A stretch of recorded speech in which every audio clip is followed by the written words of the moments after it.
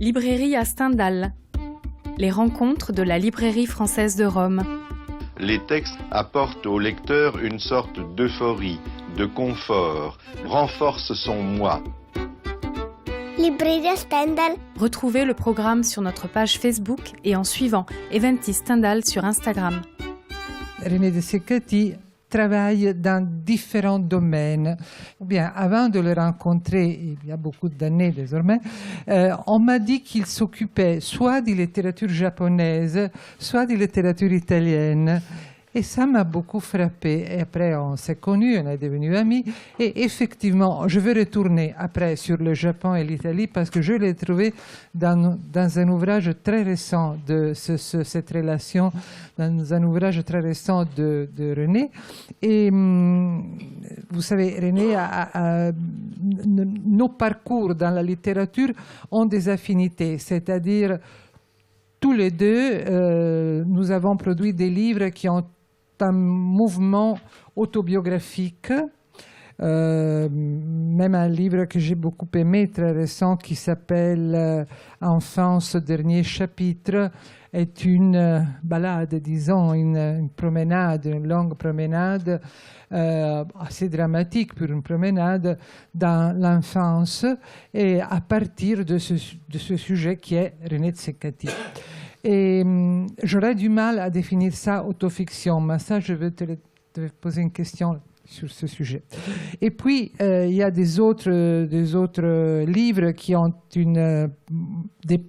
un départ biographique, qui sont des récits biographiques, et ça aussi c'est une affinité entre nous, des récits biographiques, je pense, on en parlait à Artemisia qui dialogue avec Galileo, Callas et Pasolini, et beaucoup d'autres livres un livre, le Noir Souci sur Leopardi et Ranieri. Mais il y a aussi des autres livres qui sont biographiques, mais qui sont des essais biographiques. Des essais biographiques, il y en a deux liés à l'Italie, c'est-à-dire le livre sur Moravia et très récemment le livre sur la biographie d'Elsa Morante. Et en plus, René Ceccati est un auteur de théâtre. Il a beaucoup travaillé pour le théâtre et encore, il a travaillé un peu pour le cinéma. Hein?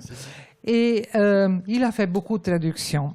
Alors, tout ça met en scène une relation très, comment on peut dire, entrelacée, très passionnée et riche entre la réalité et la littérature. Il y a un rapport qui n'est pas un rapport, disons, fixe, je ne sais pas comment dire. C'est un rapport qui parfois donne une biographie, comme dans le cas d'Elsa Morante, le sang d'Elsa Morante, ou bien des récits biographiques, comme dans le cas de Leopardi, par exemple, ou bien il y a la démarche autobiographique qui est très différente de la mienne, parce que dans les livres autobiographiques de René, est toujours question non des événements, mais d'une sorte de quête. Une quête parfois désespérée sur l'essence de ce qui est arrivé. Et aussi en tentative de récupérer, de ne pas laisser se noyer. J'ai beaucoup de questions à poser à René et sur le Japon et l'Italie, je retournerai. Mais comme dans son ouvrage, il y a beaucoup d'Italie. Et récemment, mais je veux parler plus précisément de ça, il y a deux traductions très importantes qui sont la traduction de la Divina Commedia di Dante Alighieri et très très récemment la traduction del Canzoniere di Petrarca. Ce sont des entreprises très compliquées, mais je veux revenir là. Mais je voudrais simplement, pour commencer, te demander pourquoi l'Italie. Je crois que je ne me suis jamais vraiment posé la question. C'est-à-dire que l'Italie a toujours fait partie de ma vie. Je suis né en Tunisie. Il y a un lien très fort entre la Tunisie et l'Italie. Et là, il se trouve, bon, il y a un lien familial. C'est-à-dire que ma famille est d'origine italienne du côté de mon père, mais très lointaine. Donc, ça remonte à la Renaissance, au XVIe siècle. Donc, c'est vraiment très, très loin. Mais du côté de ma mère, c'est un peu plus proche. Ma mère est la fille d'un Tunisien, mais qui était à moitié italien. C'est-à-dire son père était tunisien, mais de mère italienne. Donc, bien sûr, il y avait un lien mais géographique entre l'Italie et la Tunisie. Et aussi, j'ai été élevé, pas élevé, mais enfin, mes parents travaillant tous les deux, m'ont confié à une dame qui s'occupait de moi, qui était italienne, qui était sicilienne, et qui donc me parlait italien. Donc, la langue italienne n'est pas ma langue maternelle, mais c'est presque ma langue maternelle, parce que je parlais beaucoup avec elle en italien. Surtout, je comprenais ce qu'elle me disait, elle ne me parlait qu'en italien. Et puis c'est pour elle d'ailleurs que j'ai appris quand j'avais 10 ans l'italien. Donc j'ai voulu, parce qu'on est parti en France, et j'ai voulu lui écrire en italien, et donc j'ai appris moi-même la grammaire italienne. Je dis toujours aux Français qui veulent apprendre l'italien qu'il faut absolument apprendre la grammaire en premier pour pouvoir bien parler. Et donc, comme un enfant est très discipliné et est habitué à apprendre la grammaire de sa propre langue, il apprend naturellement la grammaire d'une autre langue. Mais l'Italie est devenue très très forte. Pour moi, disons, le tropisme italien est devenu très fort avec l'apparition de Pasolini. C'était, au fond, les films de Pasolini, et en particulier Théorème, a été fondamental pour moi. Je me rappelle quand je l'ai vu, un festival de cinéma qui était consacré à l'Italie. Il y avait donc une projection de Théorème qui venait à peine de sortir en Italie et qui n'avait pas encore été distribuée en France. Et j'ai été totalement fasciné par ce film, parce que moi-même, à ce moment-là, j'écrivais un livre qui était très très proche, en fait, de Théorème. J'étais très jeune, hein, le livre n'avait rien d'achevé, mais et j'ai fait ce que des centaines en tous les cas, de jeunes écrivains, de jeunes poètes ont fait. J'ai envoyé mon manuscrit à Pasolini, et qui m'a répondu. Donc ça a été quelque chose de très fort. Je devais rencontrer Pasolini, finalement je ne l'ai pas rencontré. Et donc ça a toujours appartenu à mon rapport à la littérature. C'est-à-dire que je n'envisageais pas de rapport à la littérature, à ce que je voulais exprimer, comme tu l'as bien dit, à cette quête que je sentais en moi, une espèce de quête de vérité. Il fallait absolument aussi que ça passe par l'Italie. Et donc, très jeune, j'ai lu des classiques italiens aussi. Enfin, j'ai lu bien sûr des écrivains modernes, comme Pasolini et d'autres qui continuaient à écrire à ce moment-là, et également des classiques. Comme Dante n'appartient pas à ma culture scolaire, j'ai un autre rapport, évidemment, à la poésie de Dante et de Pétrarque. Pasolini a été le lien entre ton expérience enfantine et ta culture adulte. Mais tu es très lié à l'Italie de ces années-là, parce que tu t'es occupé aussi de Morante et Moravia.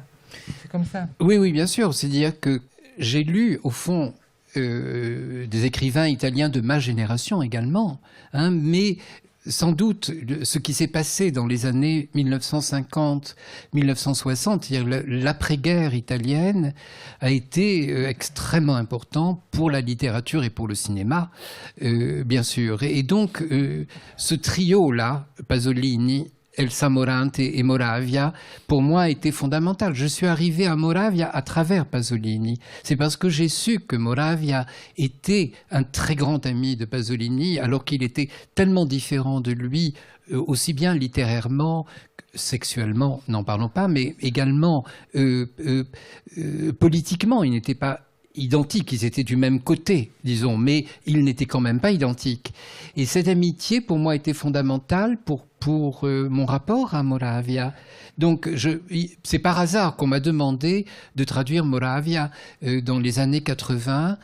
où je traduisais tout à fait autre chose. Hein. Je venais de traduire Daniele Del Giudice, je venais de traduire Andrea De Carlo. D'ailleurs, j'aurais voulu te traduire, mais je ne pouvais pas tout faire. Et donc, c'était des écrivains d'un autre monde. Enfin, il y a deux choses. C'est-à-dire qu'il y a un traducteur à qui on avait demandé de traduire La Cosa, qui est le premier recueil de textes érotiques de Moravia, a dit non, moi je ne peux pas traduire des textes érotiques, ils sont d'un niveau trop bas, enfin.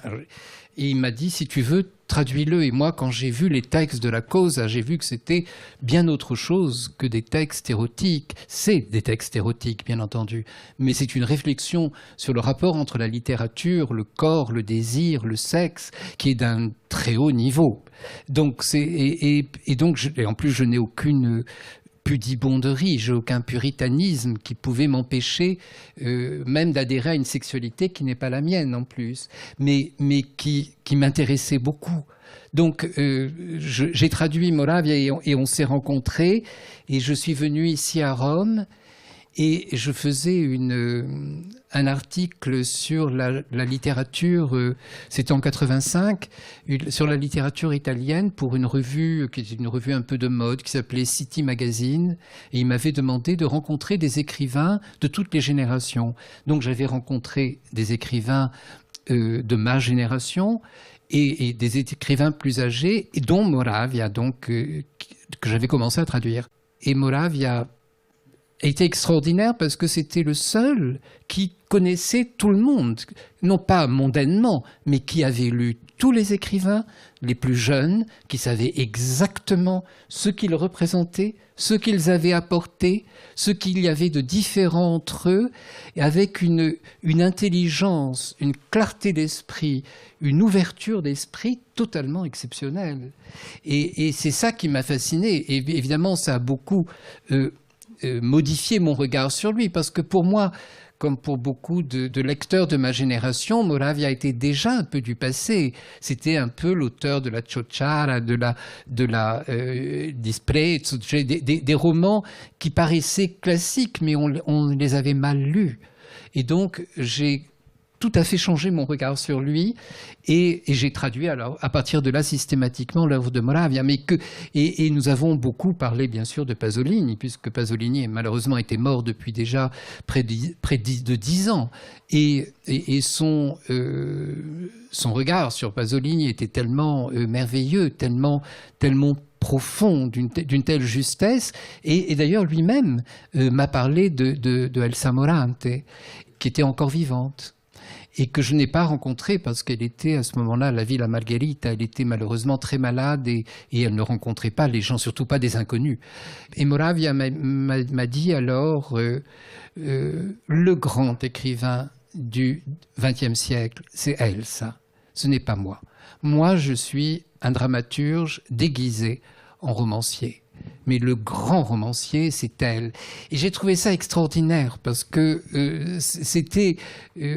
il avait raison, ça, incontestablement. Non pas que il ne faut pas minimiser le rôle de romancier de Moravia, parce que Moravia est aussi un très grand romancier.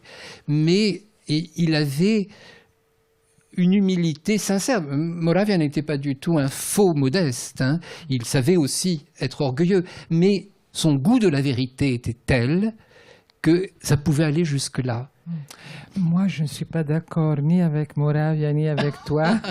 Je crois que Moravia est un auteur plus important. Mais je voudrais te demander, tu as, je l'ai nommé, un récit sur Pasolini et Callas, mais tu as fait des biographies très précises sur Moravia et sur Morante.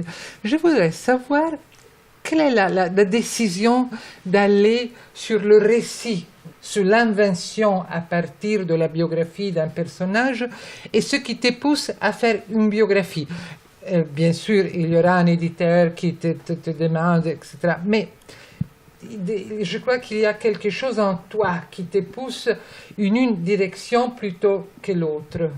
Comment tu vois ce rapport entre l'invention à partir d'une biographie d'un personnage et la biographie, réellement la biographie réelle d'un personnage? C'est vrai que ce sont deux démarches totalement différentes, mais qui impliquent le rapport que j'ai avec leurs œuvres. C'est-à-dire, tu sais, par exemple, on m'a demandé, comme j'ai beaucoup écrit sur Pasolini et beaucoup traduit Pasolini, on m'a demandé plusieurs fois d'écrire un récit sur la mort de Pasolini.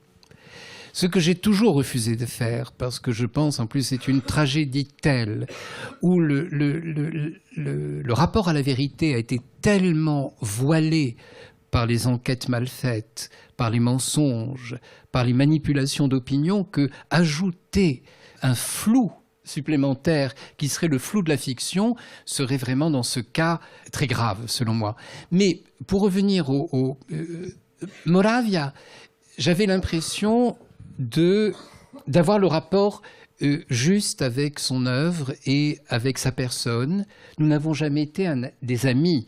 On s'est beaucoup vus, mais on n'a jamais eu un rapport d'amitié. Bon, il y avait une différence, bien sûr, de génération, mais ça n'arrêtait pas du tout Moravia, qui avait beaucoup d'amis jeunes, et ni moi d'ailleurs. Mais j'étais quand même très intimidé par lui, et il appartenait à un univers que je voulais comprendre. C'est-à-dire que je me suis aussi un peu servi de Moravia pour comprendre ce qui s'est passé entre, disons, 1938, pour prendre une date importante de l'histoire, non seulement du judaïsme, mais de l'Italie, à 1990, ou la fin du XXe siècle. Et je pense que Moravia était un témoin extraordinaire. Il avait son œuvre, mais pas uniquement son œuvre, il avait son regard critique sur la politique, sur la littérature, et Moravia avait en plus une honnêteté extraordinaire. Quand on compare le destin de Jean-Paul Sartre et de Moravia, pour prendre deux grands témoins de leur propre culture, la quantité d'erreurs politiques qu'a commises Jean-Paul Sartre est absolument effrayante. Non pas qu'il ait été malhonnête, c'est un homme très profondément honnête, mais il n'avait aucune clairvoyance politique, aucune. Alors que Moravia avait une clairvoyance politique, qu'il soit directement concerné, quand il était bien sûr en difficulté sous le fascisme, ou qu'il voit le destin d'autres personnes qui étaient beaucoup plus menacées que lui-même. Je trouve ça extraordinaire.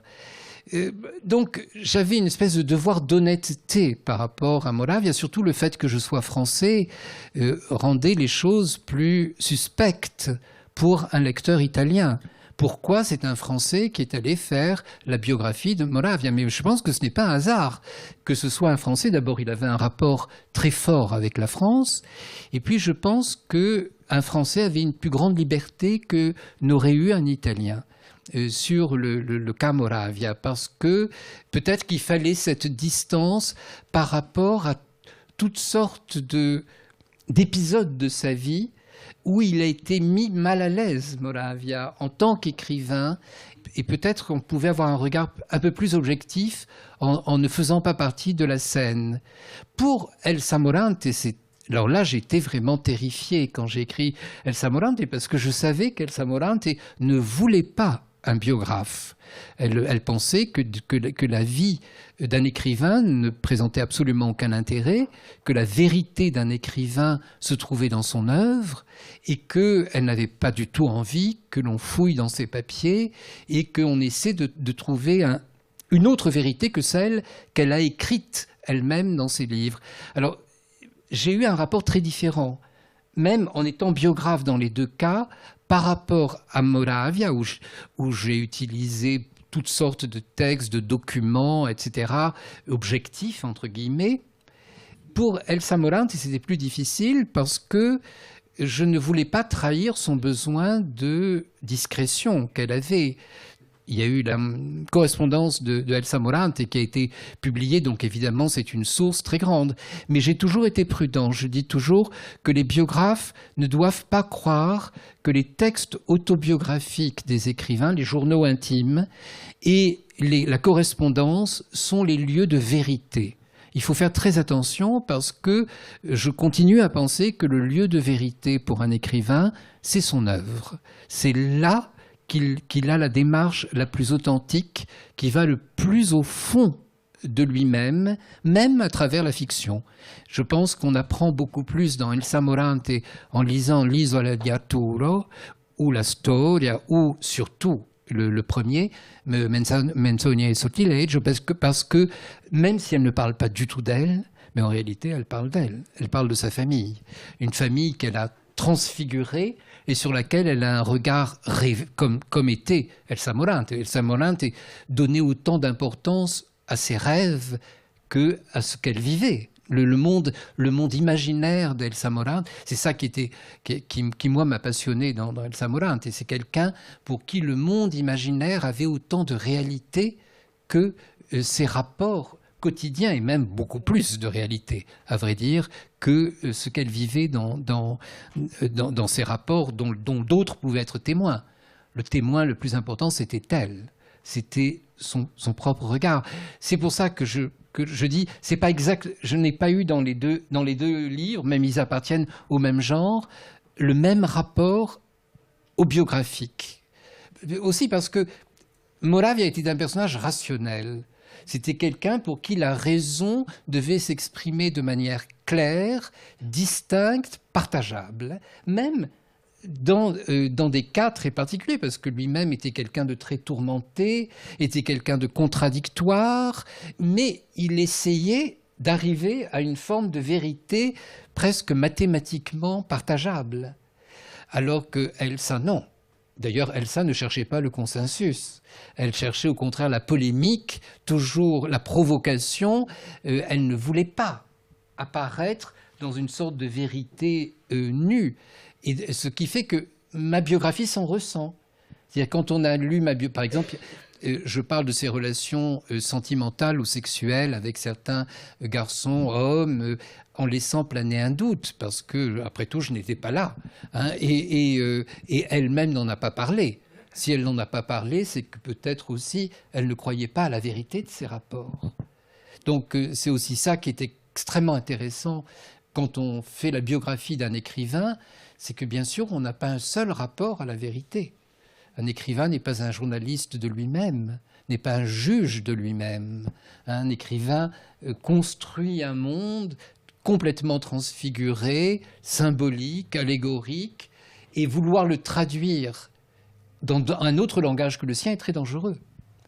Je viens de lire récemment une biographie de Marguerite Duras qui est apparue dans une petite collection de biographies qui est ahurissante. C'est-à-dire que c'est une journaliste qui l'a fait et elle a traduit Marguerite Duras dans un langage qui n'est pas celui de Marguerite Duras, qui est le langage journalistique.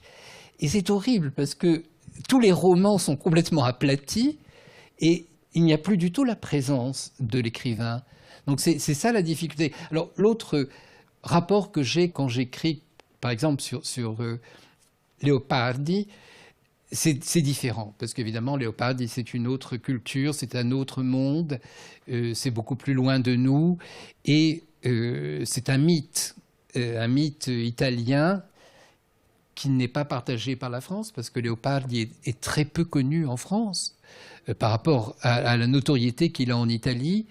Et donc, là, il y avait un seul point sur lequel je voulais écrire, c'était son amitié avec Ranieri, c'est-à-dire la fin de sa vie, ce pauvre Ranieri qui a été terriblement critiqué par les admirateurs de Leopardi. Et je voulais réhabiliter un peu et donner et décrire ce type d'amitié très étrange entre deux hommes aussi différents, dont l'un a essayé d'aider l'autre. Et il y est en partie parvenu, et puis il a fait publier son œuvre après sa mort. Donc mais je me suis donné beaucoup plus de liberté, parce que là, je n'ai pas fait du tout une œuvre scientifique. J'ai essayé d'être rigoureux, mais en sachant que j'allais écrire des scènes qui peut-être n'ont jamais eu lieu.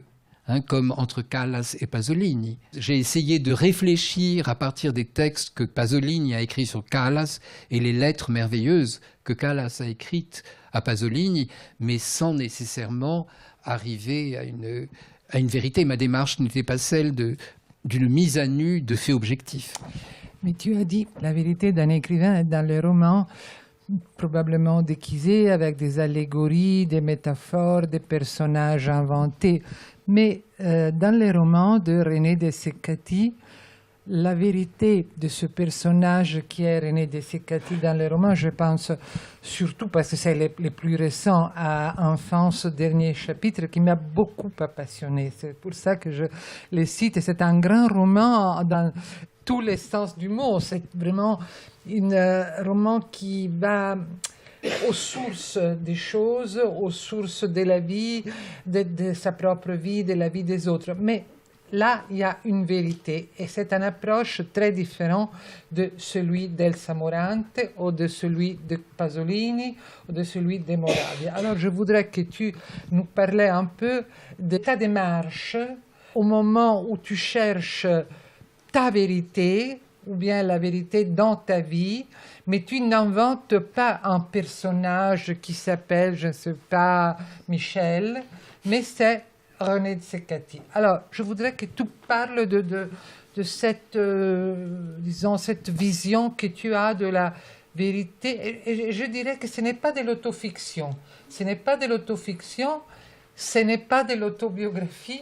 C'est un récit qui passe de l'autobiographie à la fiction, je ne sais pas, à la recherche littéraire. Je voudrais que tu nous parlais de ça. Quand je parle de moi-même, donc il y a un certain nombre de livres où je parle de moi-même, je pense que je me sers aussi de l'expérience que j'ai en tant qu'essayiste et biographe et traducteur. Donc je pense qu'il y a, quand un écrivain écrit sur lui-même, il se prend pour objet, et donc il est aussi en quête d'une vérité, et il essaie de ne pas être complaisant. Alors pour ce dernier livre, Enfance, dernier chapitre, c'était un livre sur mon enfance et sur la mort de ma mère, puisque ma mère est morte au moment où j'étais en train d'écrire ce livre, enfin avant que je l'ai terminé. Je savais qu'elle allait mourir, elle était malade, elle était très âgée, et ma mère était en train de perdre sa mémoire immédiate, non pas comme beaucoup de personnes âgées, non pas une mémoire lointaine, mais la mémoire immédiate. Et donc, c'était une sorte de lutte contre la perte de mémoire de ma mère, et en quelque sorte, je remplissais par mon livre, c'est-à-dire, et comme il était très facile avec elle de parler de mon enfance, parce que mon enfance était encore extrêmement présente dans sa mémoire, elle était comme ça intégrée dans mon livre. Et le livre a une forme un peu étrange parce que je n'ai pas suivi complètement la chronologie des événements, mais je vais et viens entre le présent et le passé. En fait, dans ma vie, il y a eu un événement qui a été fondamental dans mon rapport à la littérature sur moi-même. Ça a été la mort de quelqu'un que tu as connu, Elisabetta, parce que c'était justement ton premier éditeur avec lequel je travaillais, qui était Gilles Barbedette. C'était un éditeur français qui avait fondé une maison d'édition où, donc, Elisabetta, tu as publié ton premier livre en français, La Prima Estasi, la première extase. Et cet ami, donc commun, qui était un intellectuel, est mort du sida. C'est une des premières victimes du sida. Et quand il était en train de mourir, en fait, il était à l'hôpital, il avait plus du tout la force d'écrire et il m'a demandé d'écrire. Il m'a vraiment demandé, il m'a dit « Toi, tu peux le faire, tu vas survivre, écris ce que je suis en train de vivre. » Et il le vivait, il le demandait non pas pour lui-même, mais parce qu'il trouvait, et il avait parfaitement raison, qu'il était scandaleux. Vous savez, c'était une période très très difficile, c'était 1992, 91, 92, où brusquement il y a eu une quantité de malades du sida qu'on ne pouvait pas guérir. Et les hôpitaux n'avaient pas de département, de service consacré à cette maladie qui n'existait pas, qui n'avait pas encore été définie. Et donc, c'était des problèmes terribles à l'intérieur de l'hôpital, parce que le personnel médical, impuissant, était en même temps pas assez préparé psychologiquement. Et donc, je vous dis ça parce que quand j'ai écrit le livre, j'ai essayé de m'effacer moi-même en tant qu'écrivain. C'est-à-dire, comme en plus j'écrivais sur un écrivain, c'était compliqué pour moi. Je ne voulais pas que ma parole se distingue de la parole que lui-même aurait eue. Et donc j'ai eu un rapport très étrange et qui m'a beaucoup marqué pour la suite. C'est-à-dire que après, quand j'ai parlé de moi-même, j'ai essayé que ma présence, maintenant d'homme mûr et qui entre dans la vieillesse, ne contamine pas l'enfant ou l'adolescent que j'ai été. Et c'est le rapport que j'ai dans mes livres. C'est-à-dire que c'est compliqué parce qu'on a une expérience, on a un autre langage, on a d'autres lectures, d'autres rapports au monde, on a l'avenir qu'on ne cesse de regarder par rapport à l'enfant ou le jeune homme que l'on a été. Et c'est ce travail-là que j'essaie de faire. Là, je suis en train d'écrire la suite de Enfance, dernier chapitre, c'est-à-dire ma découverte du Japon. Et c'est compliqué, parce que du Japon, par exemple, maintenant, je sais beaucoup plus de choses que je ne savais au moment où je l'ai découvert. Mais j'essaie de retrouver cet état, je ne dis pas d'innocence, mais parfois même d'ignorance. Pour moi, c'est ça, l'honnêteté intellectuelle. Alors c'est dangereux, parce qu'on peut se présenter soi-même comme commettant des erreurs, comme étant naïf, etc. Mais je crois qu'un écrivain doit avoir le courage de se présenter comme tel. C'est mon idée, à moi, de la littérature. Je pense beaucoup, il y a un écrivain qui m'a beaucoup influencé, beaucoup marqué, qui est un écrivain argentin, qui est Hector Bianchotti, que toi aussi tu as bien connu. Et Hector Bianchotti m'avait dit qu'il a écrit son autobiographie très tardivement dans sa vie, à plus de 60 ans donc, et il dit « Jamais je n'aurais pu écrire mon autobiographie si je n'avais pas été romancier ». Et je pense qu'il avait raison, c'est-à-dire qu'il savait, non pas qu'il ait voulu inventer des choses par rapport à sa vie, mais parce qu'il savait que malheureusement un écrivain se met en scène. Donc il faut qu'il soit conscient qu'il se met en scène, qu'il choisit des scènes, certaines parce qu'il faut les choisir pour structurer le livre, d'autres aussi parce qu'on ne peut pas tout dire dans un livre. Et donc il faut essayer de savoir quelle position l'on a en tant qu'écrivain par rapport à cet être vivant. Et il faut que la vie apparaisse dans le livre. Très souvent, comme je suis également éditeur, et souvent on me demande « mais pourquoi tu aimes ce manuscrit ?» Et souvent, l'unique réponse que je peux donner, c'est parce qu'il y a de la vie. Parce que dans ce manuscrit, il y a de la vie. Une chose dont je suis sûr, quand je lis un manuscrit ou quand je lis un livre, c'est que je sais quand l'objet est mort, l'objet sur lequel écrit l'écrivain est mort, et si l'objet est encore vivant. Et je trouve qu'il y a beaucoup de très mauvais romanciers, et les très mauvais romanciers sont ceux qui tuent leur objet. Ce que ne faisait pas Moravia, ce que ne faisait pas Elsa Morante, ce que ne faisait pas Pasolini, ce que tu ne fais pas, ce que ne font pas les gens qui savent ce qu'est la littérature. Et c'est ça, mais c'est très compliqué de maintenir la vie dans ce que l'on écrit tout en la mettant en scène. Mais ça sont des problèmes que même les cinéastes connaissent. Ce n'est pas uniquement propre à la littérature. Je voudrais ajouter que dans tes livres autobiographiques, disons, pour simplifier, ce qui me frappe, moi, personnellement, il y a une sorte d'interrogation très, je dirais, presque obsessive. Tu essaies de comprendre pourquoi l'enfant ou l'adolescent ou le jeune homme dont tu parles a fait ce qu'il a fait. Il y a une sorte d'effort continuel à comprendre. Par exemple, moi, si j'écris des choses autobiographiques, je n'ai pas cette démarche. C'est-à-dire qu'il y a une sorte de rénonciation de ma part à comprendre. Et quand je sais que je ne peux pas comprendre, alors je me limite à regarder et décrire dans une façon un peu émerveillée ce qui s'est arrivé. Tandis que toi aussi es un peu émerveillé de ce qui t'est arrivé, mais tu essaies de comprendre. Il y a toujours une très forte interrogation. Je trouve que c'est ça disons, le chiffre de tes romans qui ont une démarche autobiographique. Non, c'est vrai, ça vient certainement d'une sorte d'intellectualisme que j'assume, mais c'est vrai, c'est-à-dire que dans mes livres, pour ceux qui n'ont pas lu, pour être clair, je raconte parfois un événement plusieurs fois dans le livre, c'est-à-dire 3, 4 fois. C'est le même événement qui est analysé avec un autre point de vue. Et ça, évidemment, pour moi, c'est très important.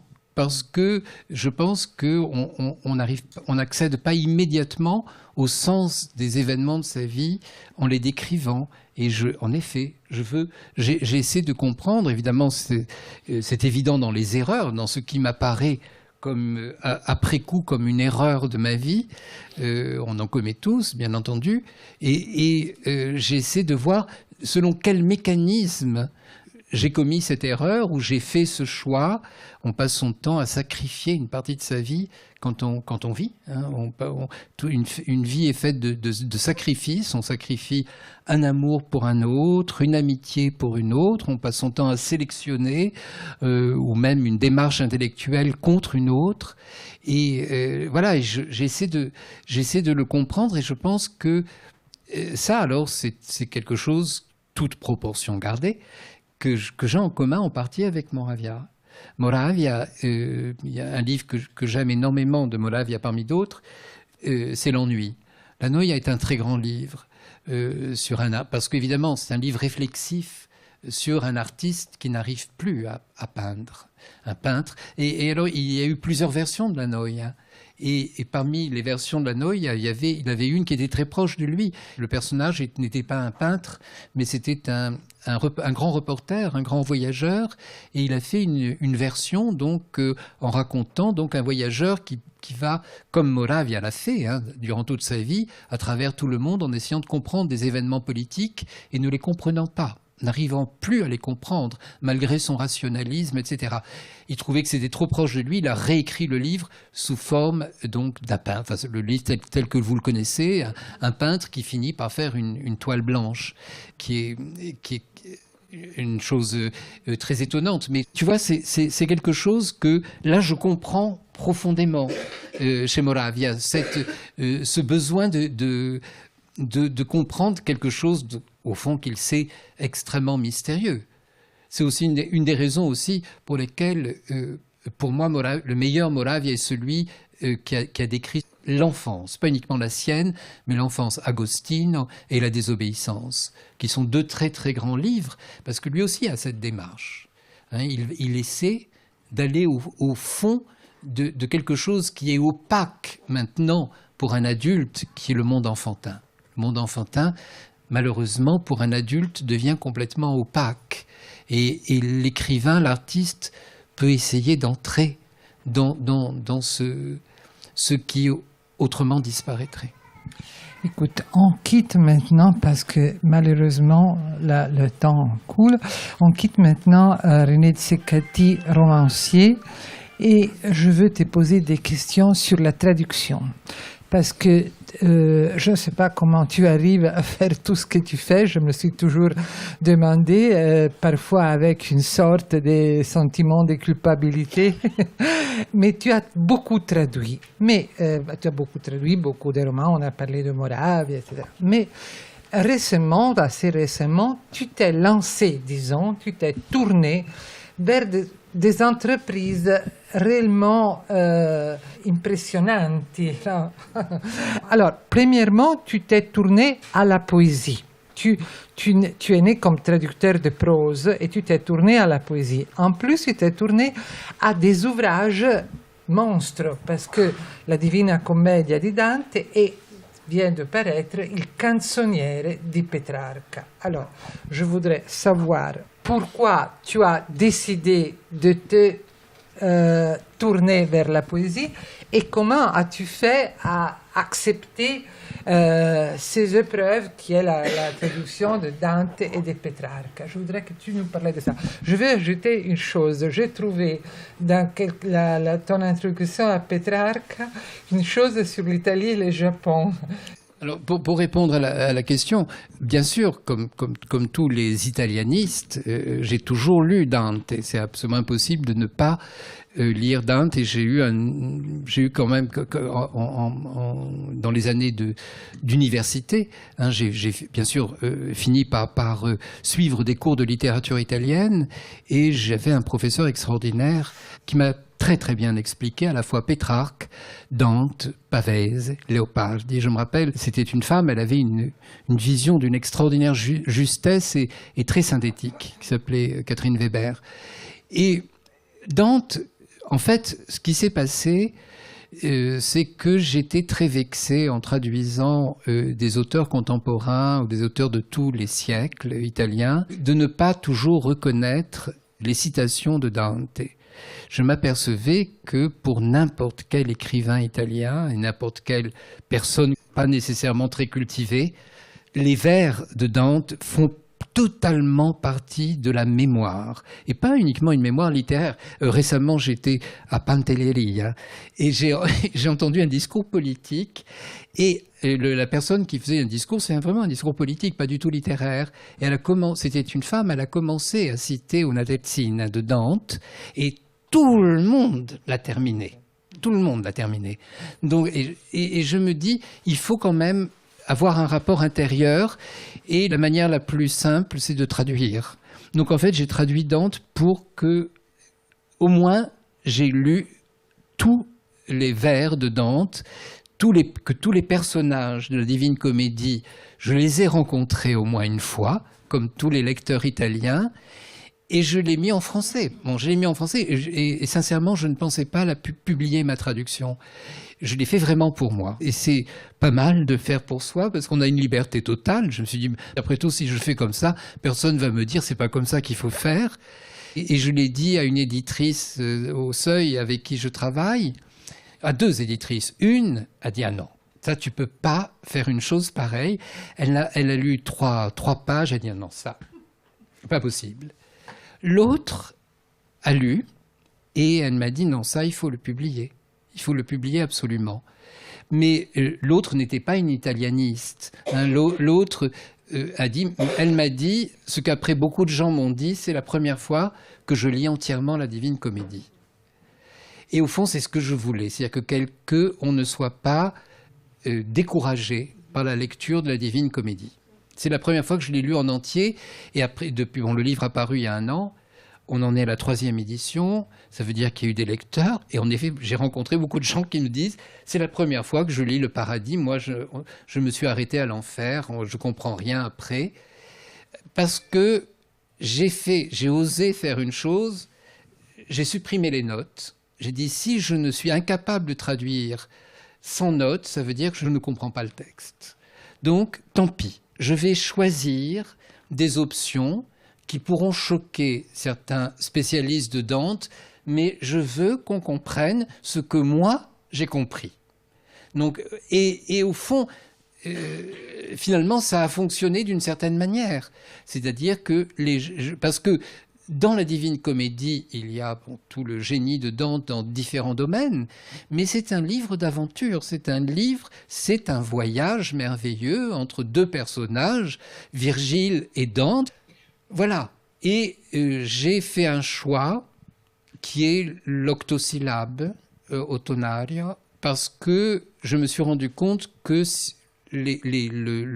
l'indécasyllabe italien ne pouvait pas correspondre à l'alexandrin, parce que l'alexandrin est assez pesant en français, alors que l'indécasyllabe est très léger, a une très grande liberté de rythme. La césure n'est pas marquée, évidemment, dans l'indécasyllabe, ça repose sur des accents, et l'octosyllabe fonctionne très très bien. Alors évidemment, c'est beaucoup plus court, mais en fait, les mots italiens sont plus longs que les mots français, parce qu'il y a toujours la désinence qui compte, O, A, etc. Et donc, en fait, il y a une chose, et d'autre part, je me suis aperçu en lisant le texte que Dante très souvent avait des chevilles, dit-il, répondit-il, il se tourna vers, qui ne sont pas vraiment nécessaires pour la compréhension en français. Donc, évidemment, j'ai fait des choix qui allaient dans mon sens, hein, de l'allègement, disons, du texte. Et comme j'ai enlevé les notes, quand Dante désigne des lieux ou des personnes par des périphrases, parfois, moi, je les ai désignés directement. C'est-à-dire, par exemple, Adam, qui n'est pas cité dans le texte, qui apparaît qu'une seule fois. Quand il parle de Adam, je dis Adam. Alors, des commentateurs de la Divine Comédie peuvent être extrêmement choqués en disant, mais enfin, s'il n'a pas mis le nom d'Adam, c'est qu'il avait bien des raisons de ne pas le mettre. Bien entendu. Donc, je suis conscient des positions un peu radicales que j'ai eues, mais selon moi, c'était nécessaire pour ce que je voulais.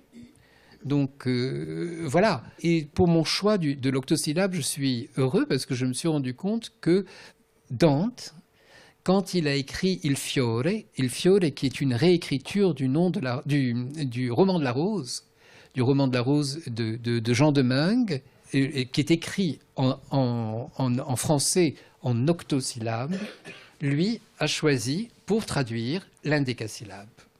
Donc ça, je l'ai appris tardivement, en fait, après avoir terminé ma traduction, mais ça m'a fait plaisir, parce que je me suis dit, finalement, il y avait, comme tous les Italiens lisaient le français, et les Français lisaient l'italien à cette époque, il y avait quand même cette correspondance entre deux. Mais je crois, pour le canzoniere, c'est un peu différent pour Pétrarque. Pour Pétrarque, c'est différent, mais Pétrarque, justement, toujours ce même professeur, avait fait une édition extraordinaire des Amours de Ronsard, et en donnant toutes les origines italiennes des Amours de Ronsard, qui sont très nombreuses. Il y a bien sûr beaucoup de Pétrarque, mais beaucoup de Cavalcanti également. Et donc, la poésie française de la Pléiade du XVIe siècle est complètement nourrie du canzoniere, bien sûr. Et donc, j'ai essayé de trouver un équivalent français, parce que j'avais l'exemple de la Pléiade avant moi. Donc, à trouver un équivalent français de cette poésie, et toujours selon le même principe. Là, il y a quand même quelques notes, mais beaucoup moins. Et puis le problème n'est pas le même, parce que le canzoniere, ce n'est pas un livre d'aventure. C'est une aventure intérieure. Oui, voilà, ce n'est pas... En fait, c'est la 3e fois que je traduis Pétrarque. Parce que je l'avais traduit quand j'étais adolescent, où j'avais fait une traduction conceptuelle. C'était un moment où j'étais étudiant en philosophie, et je voulais montrer que chaque sonnet ou chaque chanson de Pétrarque était une réflexion conceptuelle sur l'amour. Mais enfin, bon, c'était une traduction qui était une interprétation, en fait. Puis la 2e fois, je l'ai traduit j'ai écrit un petit livre sur Pétrarque et le marquis de Sade, puisque la Laura de Pétrarque, Laura de Noves et Laura de Sade, et donc est l'ancêtre du marquis de Sade, et c'est un livre sur deux conceptions exactement contraires de l'amour, entre un amour complètement pur et sans aucune incarnation, et un amour, au contraire, sensuel, qui n'arrive pas à avoir de correspondance intérieure et amoureuse et sentimentale. J'avais beaucoup traduit Pétrarque, et donc je suis revenu, encore une fois, pour la 3e fois là-dessus. Mais c'est une demande, c'est une commande qui m'a été faite, là, pour Pétrarque. C'est les éditions Gallimard qui, en fait, publiaient depuis 50 ans une traduction en prose du 19e siècle. Libreria Stendhal. Retrouvez le programme sur notre page Facebook et en suivant Eventis Stendhal sur Instagram. Moi, de manière générale, je rapproche beaucoup le Japon et l'Italie, culturellement essentiellement, c'est-à-dire que je pense que ce sont deux cultures pour lesquelles la culture classique est fondamentale. C'est-à-dire que c'est deux cultures qui sont totalement, constamment nourries.